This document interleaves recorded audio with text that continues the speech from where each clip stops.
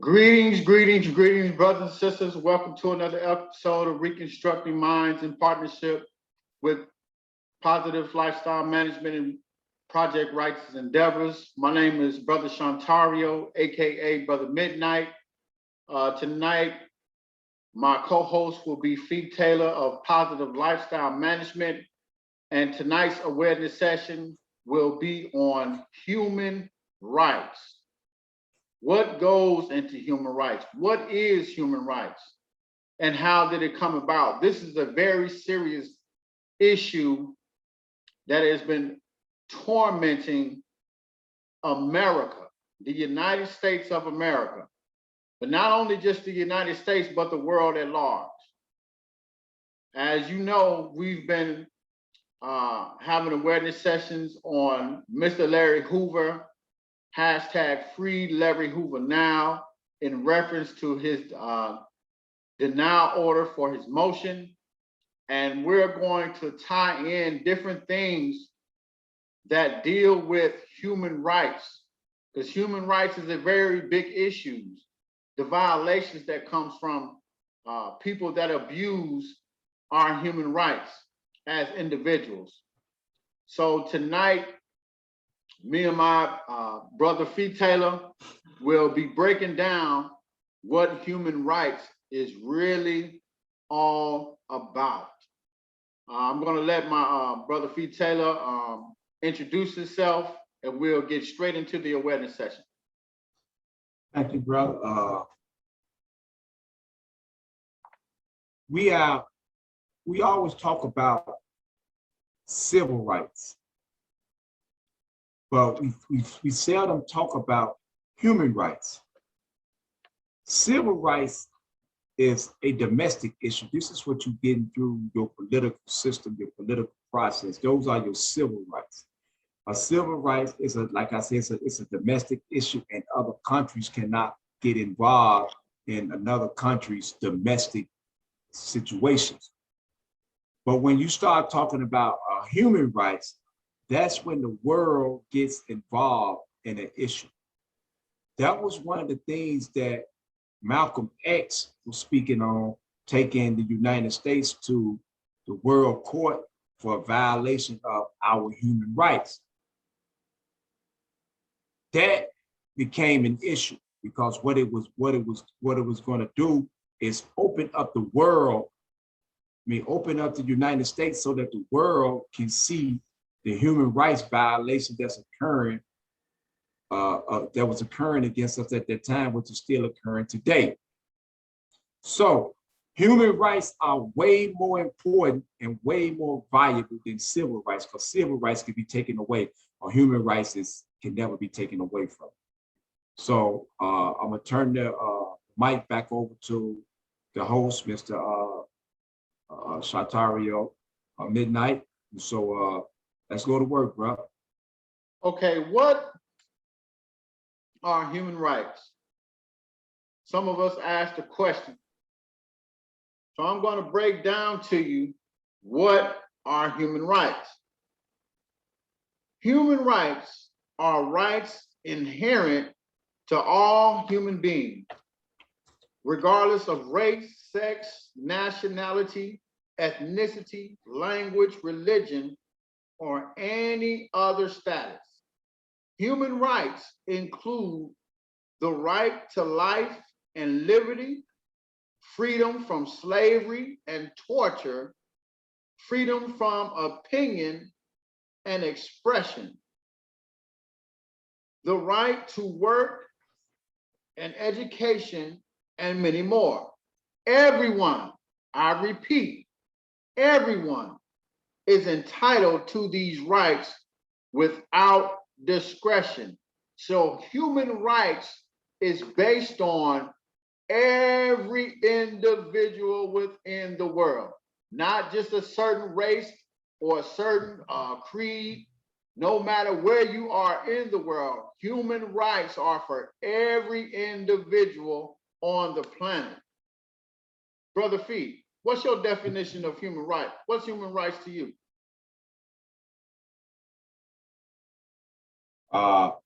what are human rights? Human rights belong to each and every one of us equal.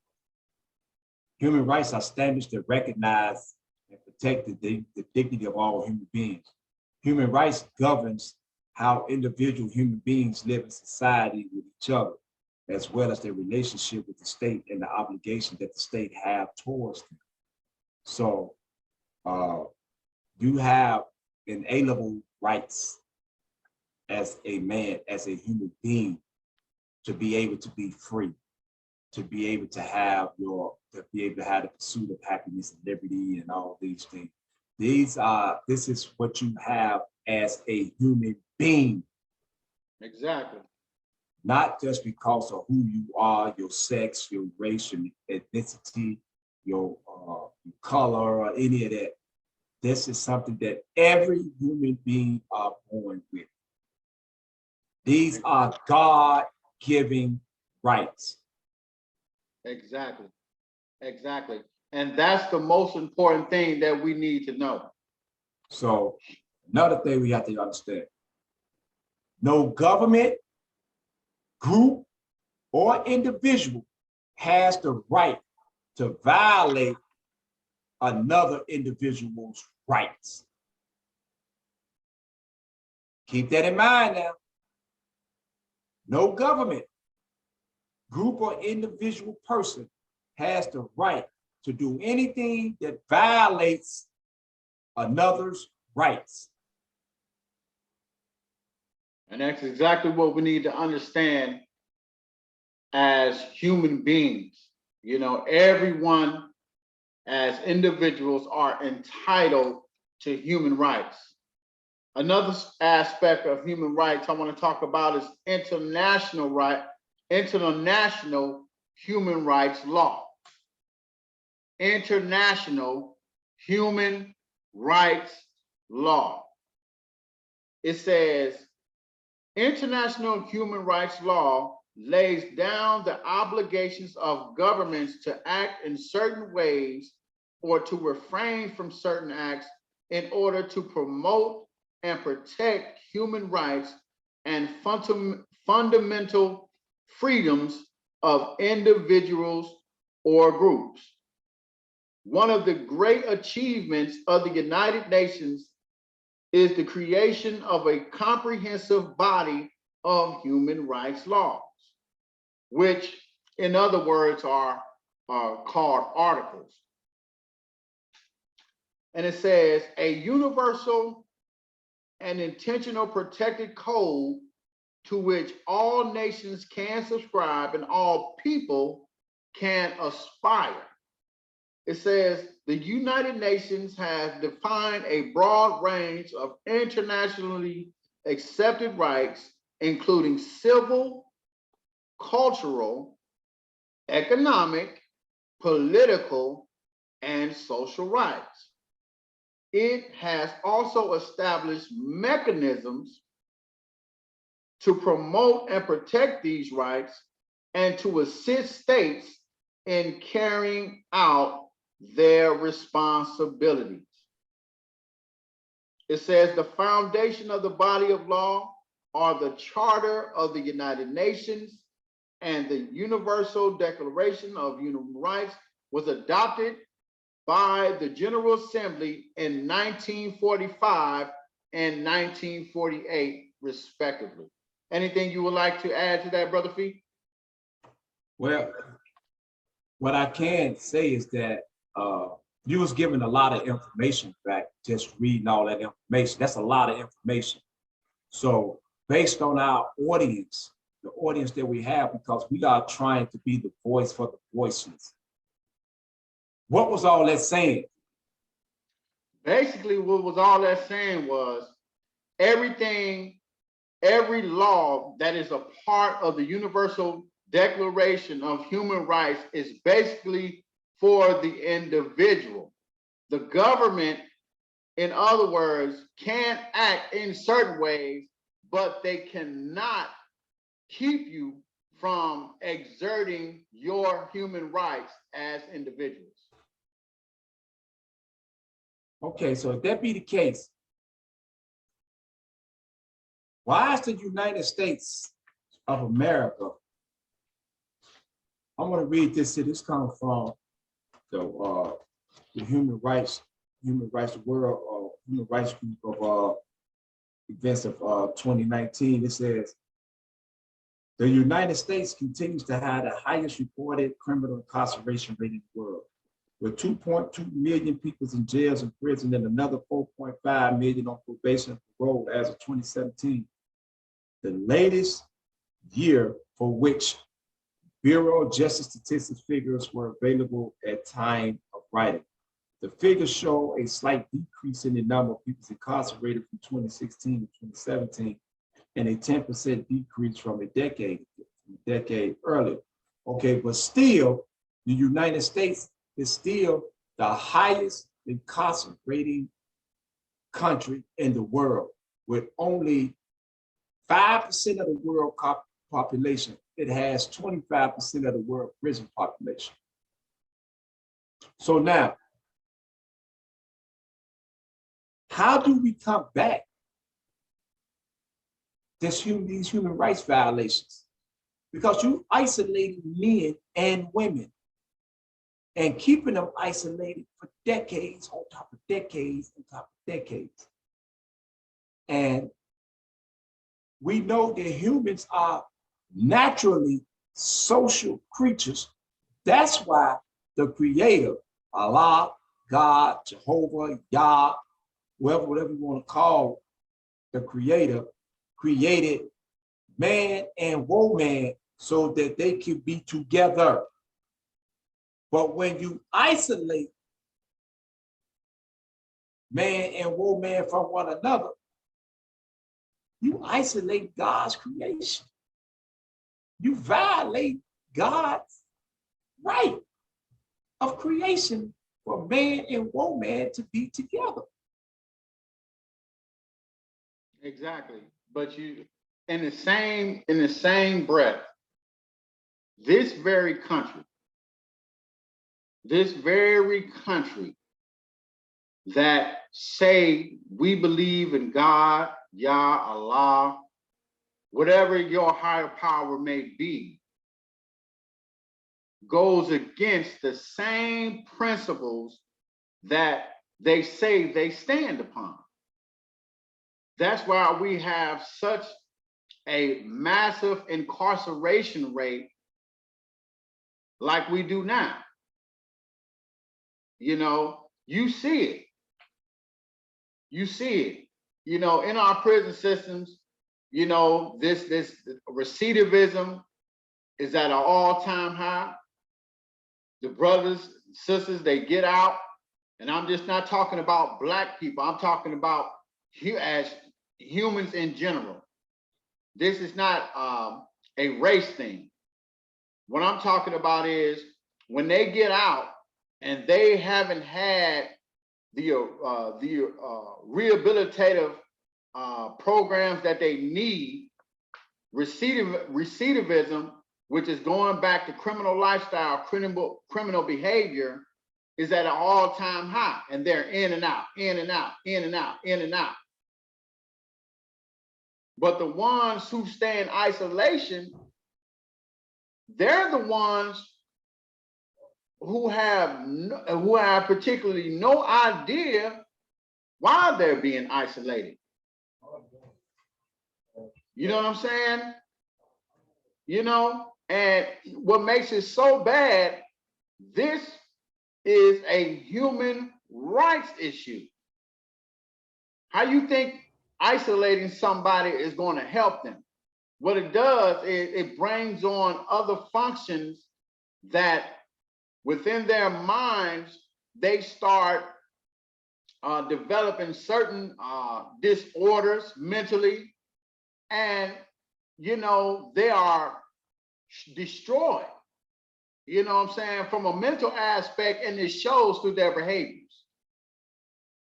You know, so we see why America has such a higher prison rate than anybody else, because they're building the prisons because they know that different aspects play a part, like poverty,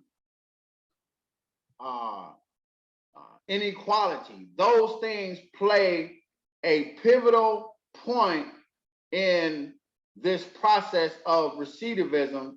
And when they get to the prison system, their human rights are being violated. So that's deep. So all of this that you just go ahead. Go.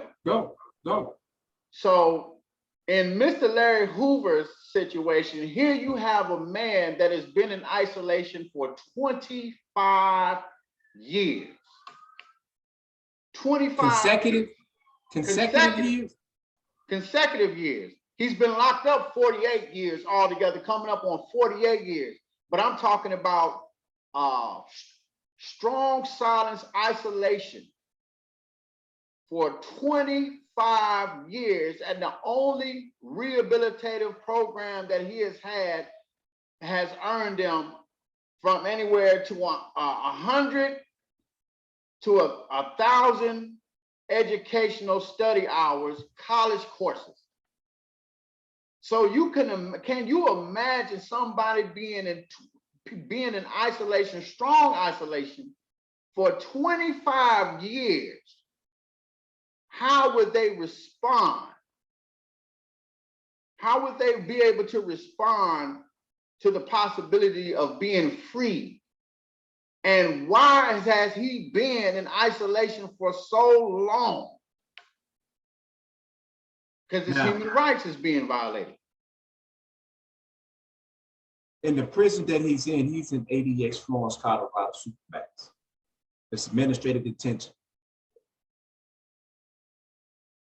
There's reports, there's lawsuits pending against ADX Florence from men who have committed suicide, who have cut off their penis, men who have cut their wrists, people who are eating glass because their minds is destroying the mind.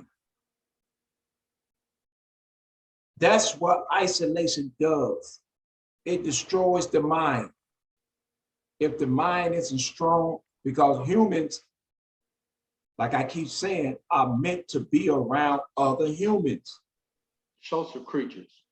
We are social creatures. That's why you see the world the way it is today. Men and women around each other, because we are social creatures. We are not isolated creatures from each other. I think what we have to do as a people, as the human family, we have to take a strong look at the American penal system and follow the money. See where the money is going. See who are benefiting from the excessive warehousing of human beings. Now, there's most people think that in 1863, when Lincoln signed the Emancipation Proclamation, that slavery ended. All right. Mm-hmm. I see they came through with this year with Biden signing the law, the Juneteenth holiday, making it a national holiday, right? And the reason that was because the men and women down there in Galveston, Texas, they were still in the state of Texas, they were still enslaved 2 years after the Emancipation Proclamation. But this is what people fail to realize, that in 1865, when they passed the 13th Amendment, they did not abolish slavery. Slavery was not abolished. This is what people fail to realize. So when they did end slavery, what people were supposed to go in and do to their states was to proclaim their nationality. So now once you proclaim your nationality, now you become a nation of people. But if you are not considered as a nation of people, then you are considered as an outsider. And now I'm going somewhere with this here. And I'm going into the first section of the 13th Amendment where it says, neither slavery nor involuntary servitude, except, see, they saying slavery or involuntary servitude, except as a crime of punishment, as a punishment for crime, whereas the party shall have been duly convicted, shall exist within the United States or any place subject to their jurisdiction. Meaning, if you are caught, you are taken in front of a judge, you are sentenced to a prison sentence or a probation sentence, you are in essence a slave, because that is a crime of punishment. Remember that word except as a crime for punishment, as a punishment for crime. So when we are convicted in a court of law, we actually become slaves again. So now what they are doing, they are violating the human rights all over again. Because you're a slave. Think about it now. Become aware of what's going on around us. This is why we have to use our voices and scream to the top of our lungs so that people can understand what's going on with Mr. Hoover, what's going on with all other political prisoners inside of the United States penal system. Because whether you realize it or not, every person in the United States penal system are political prisoners. And this is why they are political prisoners, because it was a legislative law that was enacted. It's a politicians enacted laws to make whatever guys are in prison for a crime. So they all political prisoners. Everybody in there is a political prisoner. We have to be mindful of this here. We have to be mindful. You're exactly right. I want to read you something from an article that I pulled today off the internet, and it's dealing with human rights, the events of 2020. The events of 2020. And this particular article is dealing with the criminal legal system. Okay? It says, the police killings of George Floyd and Breonna Taylor and the shooting of Jacob Blake provoked massive protests calling for police accountability reduction in the scope and power of police, elimination of extortionate court fees, fines, and fees, and investment in Black communities. Rather than address problems of poverty or health that contribute to crime, many U.S. jurisdictions focuses on aggressive policing in poor and minority communities, fueling a vicious cycle of incarceration and police violence. That is one of the biggest issues that is going on right to this day in 2021. Okay. The ghettos of America are being over-policed, and police violence is steady reaching higher heights. Incarceration is steady going up. It says 2.3 million people were locked up on any given day in 2020. 10 million was admitted into jail. So it says In August, the Human Rights Watch reported that the violations of probation and parole were adding to jail and prison populations.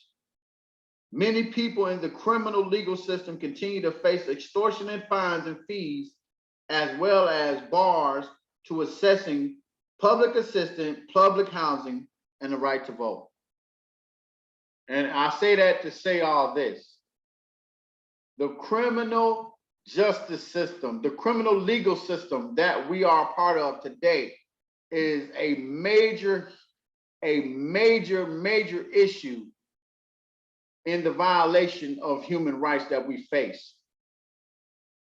And we must do all that we can to make this notice. Anything you would like to say, Fee? Is this by coincidence or happenstance? No, it's playing this way. Because So the system is working exactly the way it was designed to work, right? Exactly. Okay, so if it's working the way that it's designed to work, what is the plan, or how do we counteract this here? Because the system ain't broken. The system is working the way it was designed to work. They say the system is broke, like at some point in the annals of history in the United States of America, it was different from the way that it is today. It's no difference. No, it isn't. It's still the same. So you can't say that the system is broke, because it's still operating the same way it has always operated. So it's not by coincidence, nor is it by happenstance. It's by design. Exactly. But we, the people,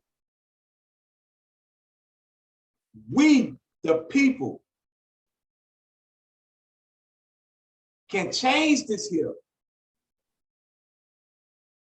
if we take the initiative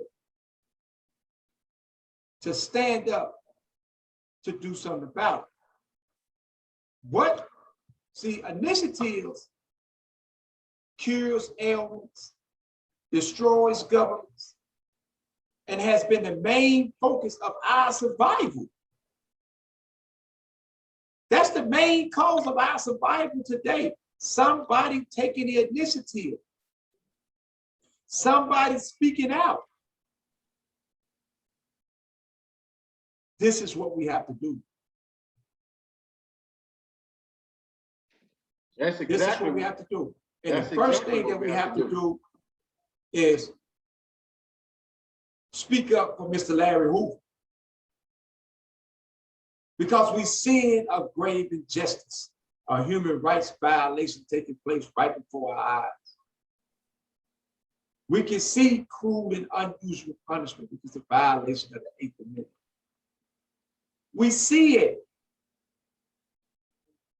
But long as we walk around and we continue to walk around and act like we thugs and gangsters and we real and we this and we that, we're going to continue to be sheltered in, more in than out of human warehouses, which is penal warehousing, man. Exactly. Exactly. Because I'm gonna tell you, I want to share this with you so you can so everyone can understand, and so we can all be on the same page. This system that we're talking about, the executive branch, the legislative, and the judicial, they all work together. This chaos and confusion that we have going on within the ghettos and the communities of America are created by this same system, who say they want to get rid of drugs, who say they want to rid the communities of crime. They create this chaos. Why? Because when these individuals are locked up and they don't have nothing else to turn to once they get out, that the lifestyle of recidivism takes over and they're right back in. This system that says they want to clean up the mess is also contributing to the mess. So is it safe to say then it's called order out of chaos? We come in, we create all kind of chaos, and in the midst of creating this chaos, we get the people to be so upset and so afraid that they'll turn their rights over to us. They'll turn their human rights over to us. And now we create the order by taking away the very rights that a person had, their human rights. So now we can create laws and people start supporting these laws, not understanding that you are supporting a law that eventually is going to affect you or someone that you know in your family, your friends, somebody. Mm-hmm. But we don't understand because this is this thing called chaos that you say that they doing it on, they are doing this on purpose. They creating the chaos. They creating the mayhem. They creating the fuss.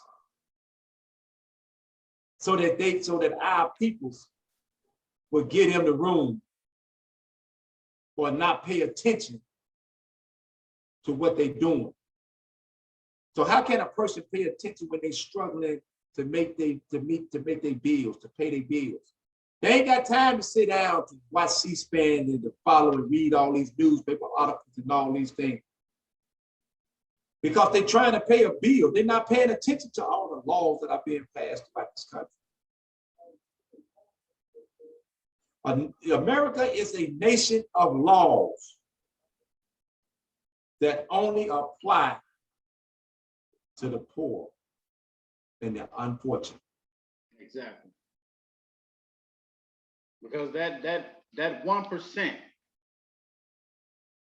that 1% of the wealthiest in the United States, you don't hear about anything going on in the neighborhoods. They not on the news. Ain't nobody following them to no stores. You don't hear about none of their kids getting killed on their way home, being followed by somebody who says they were trying to protect the neighborhoods. But you walk through the ghettos of America. Walk through the ghettos of America, right here in Charlotte, North Carolina, where I live. Some youth is being killed. Somebody's dying. Or some youth is on his way to prison. Back to prison. Because the only life they know is what they see. They're learning more visually more than anything. So how do we watching an illusion then? Exactly. Let me tell you what Prophet Noble Drew Ali said, and most people didn't take heed to what he said. It takes finances to build a nation, to uplift the nation. That's exactly what his word was. It takes finances to uplift the nation. We as peoples, as a human peoples, this was years ago, but I know it's probably changed a whole lot now. Back then, 88% of the wealth was controlled by 12% of the population in America. So that left 88% of the people fighting for the other 12% of the wealth. Think about that, man. You got 88 people fighting for $12. But what if you got 12 people dividing $88? You see what I'm saying? Look at the difference. So I just use percentages, but I put it in numbers so people can understand. How you gonna have 88 people fighting over $12? Exactly. This is where we at, man. This is the reason why they don't want to allow a Larry Hoover, a Jeff Ford, a Gino Colon. This is the reason why they would not allow these men, Mamia Abdul-Jabbar. This is the reason why they would not allow these men to be free. So therefore, we got to fight for their freedom and be their voices until they are able to speak. Because for so long, they have been the voice of the voiceless. Exactly. So now we have to be their voice. Exactly. And how we become their voice is by following in their footsteps, because these men have left their footsteps clearly printed, so that all you got to do is just get in and walk in. Exactly. I want to make an announcement before we close out. I don't know how much time we got left, but before we close out, I would like to. You got enough time, brother. July 31st, 2021. We are going into our second stage of Free Larry Hoover Now movement. And we're going to do the same thing that we did June 26th. We're going to flood social media. That means all social media websites or social media sites, we're going to flood it, we're going to crash it. We need everybody to get on board and to support. Everybody. There will be, leading up to the event, I am personally going to continue to every day remind people. Every day I'm going to remind you. So turn it back over to the brother Midnight. Brother Fee, I would like to thank you for, co-hosting this thing tonight and really taking the time to share your wealth of knowledge, wisdom, and understanding in dealing with this human rights issue. One of the key things that I would just like to point out, human rights issue, this issue, when you break this issue down, we see what Mr. Larry Hoover is going through. We see what Mr. Jeff Ford is going through. We see what Gregory Shells is going through. We see what Gino Colon is going through. We see what these individuals are going through. This could be your father. This could be your brother. This could be your uncle. This could be your son. This could be you. This could be you.